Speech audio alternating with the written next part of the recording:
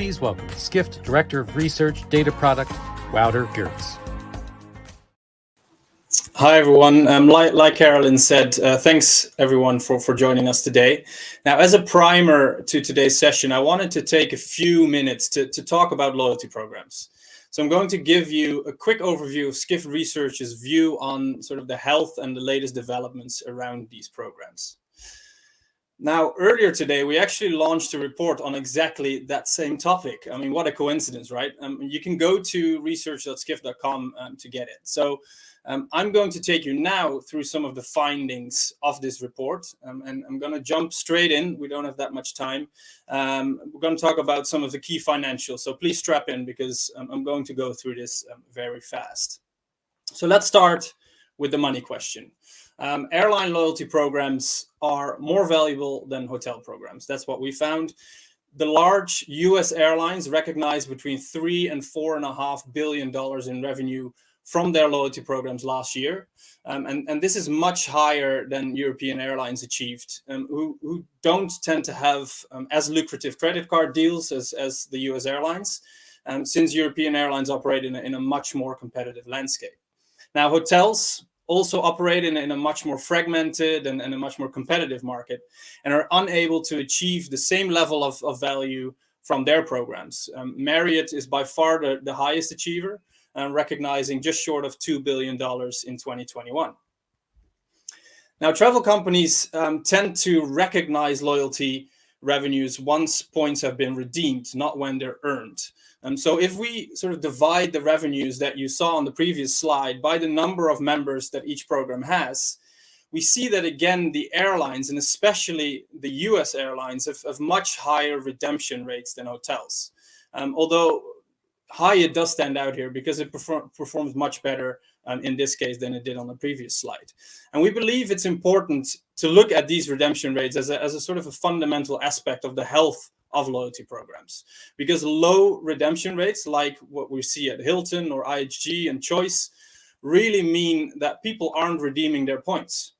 And this is dangerous for loyalty programs because members will become disenchanted and will likely drop out, and programs wouldn't want that. That is not to say that hotel loyalty programs are not performing well. They're just dealing with a different reality on the ground than airlines say. But I think importantly, and maybe slightly counterintuitively actually, hotel loyalty programs and memberships continue to grow during the pandemic, even when travel was down, as this example of Hilton, for example, shows. And this really highlights that strategic partnerships and co-branded credit cards deals have been extremely important to the health of these programs over the past years.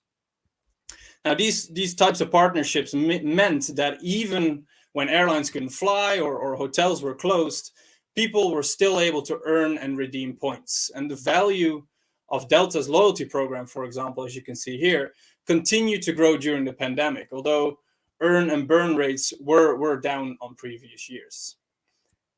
Now, it wasn't all positive. Let me say that there were some negative aspects as well.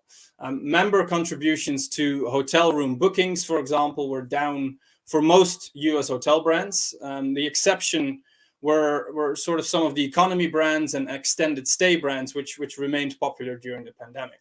And this really highlights how there are loyalty dollars up for grabs as sort of changing traveler behaviors and consumer demands might shift loyalty allegiances.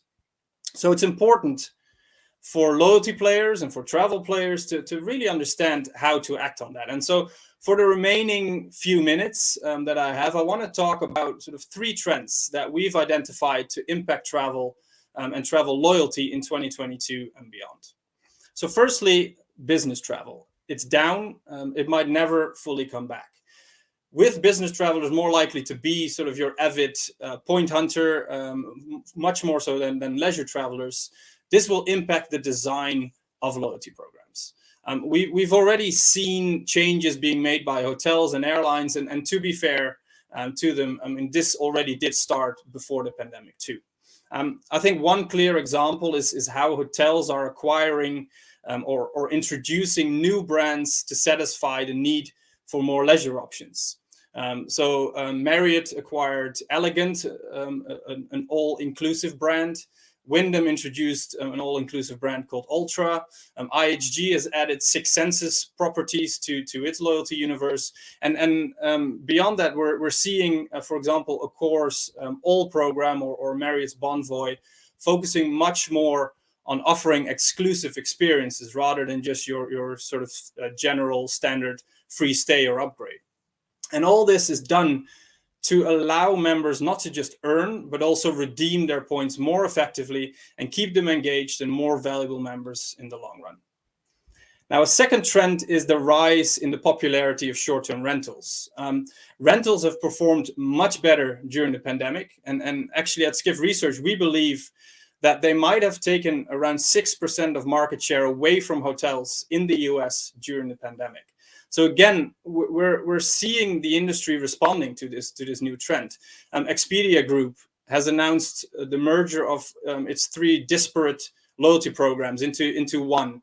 The key aspect of this is that its vacation rental brand Vrbo did not have a loyalty program before, and so now it will be included in the new program moving forward. Marriott and other brands like Mandarin Oriental have moved into short-term rental sectors as well, with Marriott's home and villas being touted as a really strong success actually for the company. Bonvoy members are responsible for 95% of bookings with the brand. That's an amazing stat. And I think a big question mark remains around Airbnb and what its loyalty program is going to be and whether there is going to be one.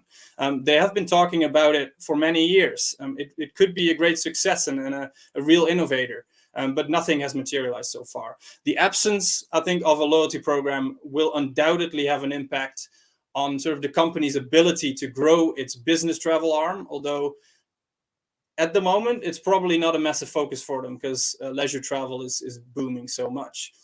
It will be interesting, though, to see if Airbnb does eventually introduce a program and what it will look like. Now, finally, sustainability is becoming increasingly important.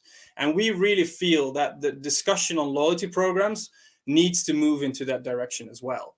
We did earlier research and showed that attaining top-tier status in travel loyalty programs result in the emissions of a serious amount of CO2 and other greenhouse gases, much more than what an average citizen would emit through all of their activities in a year. And so up to now, loyalty programs have really been intrinsically linked to excessive travel, which might not be a fit anymore for the 21st century. So companies will need to find ways of baking sustainability into earning and redeeming points, maybe by offering more miles or points for sustainable alternatives, for example. Travel loyalty programs are some of the strongest and most loved programs out there. So they have a real opportunity, but also a responsibility to really push sustainable behavior and practices to its members. I think the time to talk really is over now. So, okay, let's see what our amazing lineup of speakers has to say about these and other trends as well in the loyalty space. Thanks again for joining, and let's go.